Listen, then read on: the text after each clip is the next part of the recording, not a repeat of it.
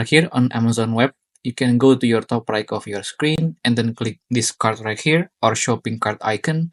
And then here at the shopping cart, you have two options to remove the products, either to delete it or to save for later. So you can just choose any specific product that you want to remove. For example, this cleaning towels one, and then click here on delete beside this quantity add and minus, and just click on it, and then it will remove from your shopping cart. Or if you want to clear the item from the shopping cart but still want to save it, you can just click on save for later right here. For example, I want to save this bucket floor right here. Just click on save for later. It will remove from the shopping cart, but it will be still saved on your items right here on save for later.